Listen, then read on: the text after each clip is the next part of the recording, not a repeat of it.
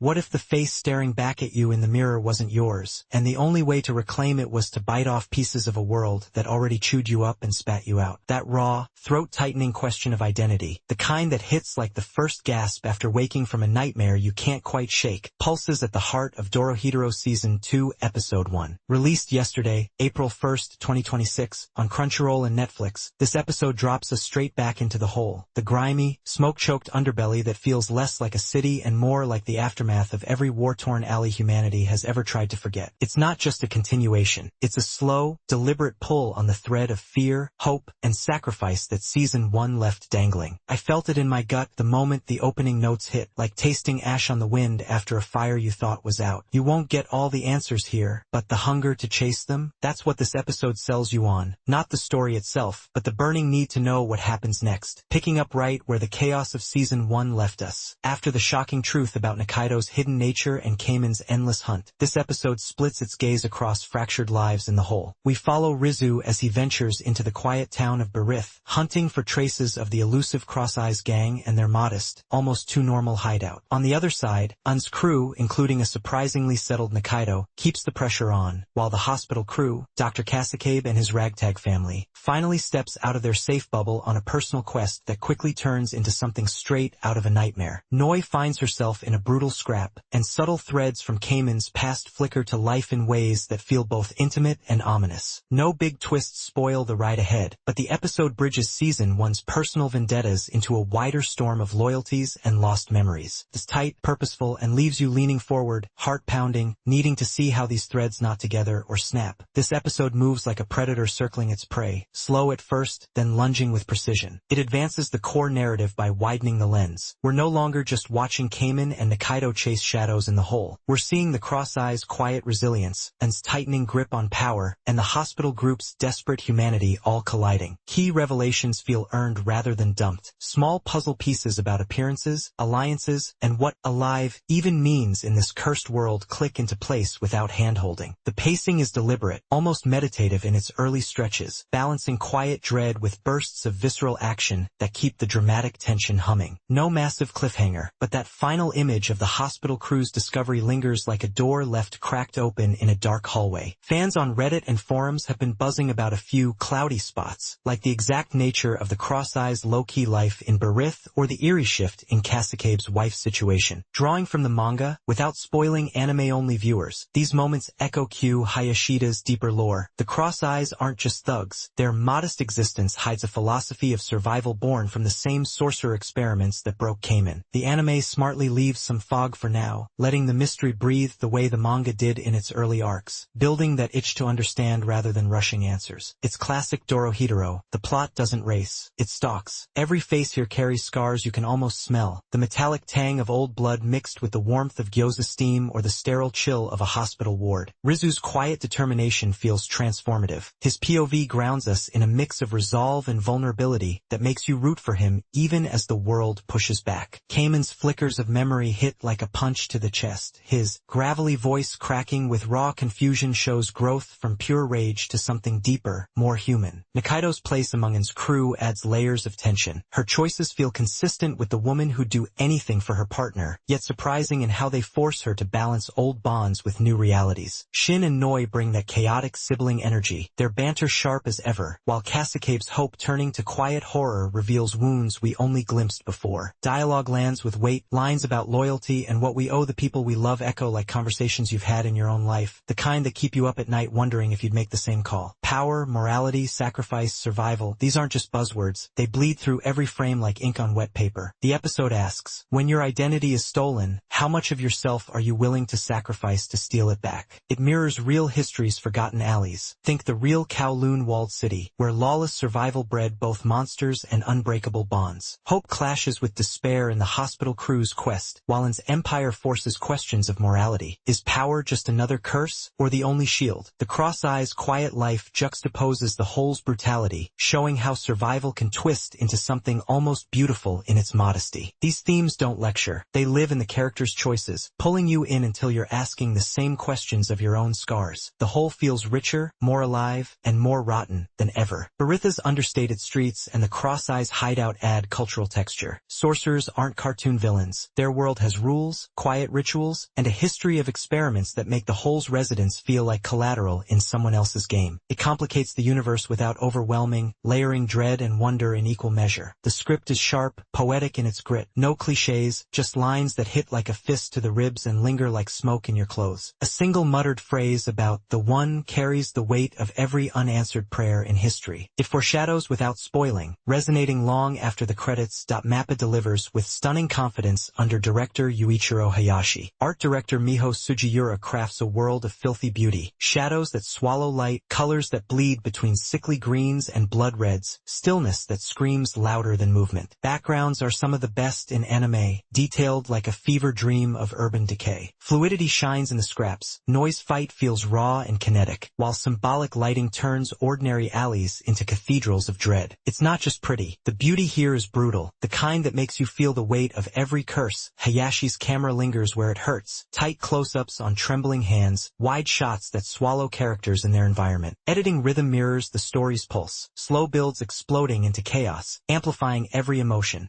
No WNSRM score, with OP Zetai Must Dan Men, and E to Return to Head, haunts like a second character. Crescendos swell during revelations. Silence in the horror beats speaks volumes, heavier than any scream. Motifs from Season 1 return twisted, burned into memory. Wataru Takagi as Kamen nails the gravelly soul. His tremor when memories stir feels like your own throat closing. Reina Kondo's Nikaido carries quiet strength and hidden pain. Kenyu Horiuchi's N drips calculated menace. Newer voices for Cross Eyes members, like Koki Uchiyama as Dokuga, add fresh layers of intensity that embody the character's fractured spirits perfectly. This episode left me with that hollow ache in the chest, the one you get after a story reminds you how fragile identity really is. Moments of quiet camaraderie felt like warm bread in a cold world. The horror hits like a door slamming shut on hope. It made me feel the burden of Kamen's scars as if they were my own. The weight of choices that echo through history's endless cycles of revenge and redemption. The collision of destinies here isn't loud. It's a quiet breaking point that shifts everything. You'll carry it with you, asking the same universal questions. How far would you go for the face you lost? What parts of yourself would you bite off to get it back? Some might call the opening Rizu POV anticlimactic after the long wait, or note the deliberate slow burn before the action. But those choices feel intentional, like the manga's own gritty pacing, building atmosphere over cheap thrills. Minor censorship, yeah, those nipples again, feels out of place in this raw world, yet it doesn't dull the gore or heart. Overall, strengths eclipse any nitpicks. Dorohedoro Season 2 Episode 1 succeeds brilliantly. It honors the chaos of its source while carving its own visceral path with top-tier animation, deep character work, and themes that stick like blood under your nails. Strengths in world building and emotional resonance far outweigh any minor pacing quibbles. This isn't just television, it's a mirror held up to the parts of us we'd rather not see. So tell me, are you ready to step back into the hole? Because once you taste that ash, once you feel the bite of those questions, watching episode 1 won't feel like a choice. It'll feel inevitable, like the next breath you need to keep chasing the face you've been missing all along. Turn it on. The answers are waiting, and so is the hunger.